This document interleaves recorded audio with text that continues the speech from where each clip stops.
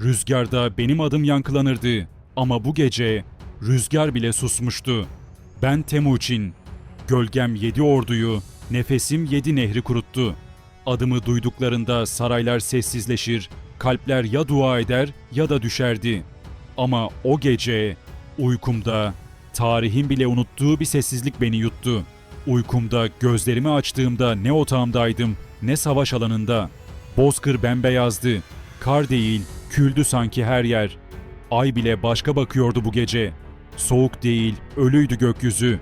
Atım yanımda yoktu. Yayım, kılıcım, sancağım da. Sadece ben ve rüzgar. Ama bu rüzgar tanıdık değildi. Kokusu çocukluğuma benziyordu. Anamın ellerinden, babamın son nefesinden, kardeşimin ihanetinden izler taşıyordu. Rüzgar konuşmadı ama bildiğimi hissettim. Bir şey çağırıyordu beni. Geçmişin kendisi gibi. İlk adımı attım. Ayaklarım ses çıkarmadı. Toprak benimle konuşmaktan çekinir gibiydi. Yürüdükçe gölgeler uzadı. Bir zaman sonra karşıma bir dağ çıktı. Ama bu bir dağ değil, bir yüzdü. Yüzü tanıdım. Babam Yesügey, Bahadır. Ama gözleri boştu. Konuştu. Evlat, kanla kurduğun her şey zamanla sınanır. Kendine değilse bile rüyalarına hesap verirsin. Tam ona yaklaştım ki dağ toz olup dağıldı. Ardında çocuk halim kaldı. Omzumda yırtık kürk, ellerim buz içinde. Diz çökmüş ağlıyordu. Ama sesi çıkmıyordu. Yanına eğildim. Elini tuttum. Bana bakmadı. Ama içimden bir ses yükseldi. Gücün, korkularından büyük olmadıkça fetih boş bir hayaldir. Yutkundum. Yürümeye devam ettim. Her adımda geçmişim yeniden doğuyordu. Bir yerde börte vardı, bana doğru gülümsüyordu. Ama gülümsemesi yavaşça kanla karıştı. Sanki rüyada bile onunla aramda bitmeyen bir savaş vardı. Onun ardından kardeşim Kasar belirdi. Yüzüme baktı, sonra sırtını döndü. İhanet değil, sessizlik daha çok acıttı. Birden toprağın altından eller fışkırdı. Binlerce el, hepsi bana uzanıyordu. Savaşta kaybettiklerim, öldürdüklerim, adını bile bilmediklerim.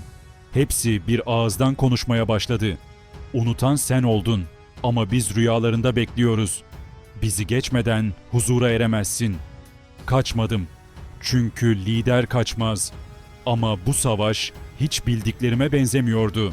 O ellerin arasında yürümeye devam ettim. Yol birden değişti. Kuru bozkır gitti. Yerini yıldızlarla kaplı bir göl aldı.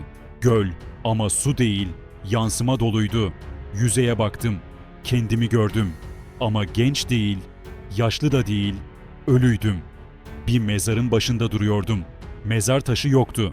Sadece mavi bir ateş yanıyordu üstünde. Alevler konuşuyordu. İmparatorluklar gömülür ama rüya gören unutulmaz. Sen hangisisin Temuçin? Yüzümde ne zaferin gururu, ne savaşın yorgunluğu vardı. Sadece boşluk. Bir liderin kendi yolunun sonunda hissettiği yalnızlık. Elimi ateşe uzattım. Yanmadı ama kalbim bir anlığına durdu sanki ve ateş bana bir şey fısıldadı. Bütün dünya senin olsa da rüyalarında yoksan hiçbir şeyin yoktur. Gözlerimi kapattım. Bir at sesi duydum. Açtım. Atım oradaydı. Kara yeleli, gözleri gece gibi. Ama bu at ölülerin atıydı. Sırtında ne eğer vardı ne dizgin. Sadece bir ok, kendi adıma yazılmış. Üzerinde tek kelime, Tengri. Bindim. At beni aldı, göğe yükseldi. Yıldızlar arasında rüzgarın üstünde uçuyorduk. Ama ben yükseldikçe içimdeki gurur değil, pişmanlık ağırlaştı. Çünkü bir rüya bana kendimi anlatıyordu. Ve o anda Tengri konuştu. Gök gürledi. Ama sesi bir bilgelik gibiydi, öfke değil. Temuçin, sen yeryüzünü fethettin. Ama yüreğini özgür bırakabildin mi? Cevap veremedim. Çünkü ilk kez bilmiyordum. Sonra düştüm. Yüksekten, hızla, göğe çıktığım gibi toprağa geri döndüm. Ama bu sefer toprak annemdi. Beni sardı, beni yuttu ve uyandım. Nefesim titriyordu. Ellerim boştu.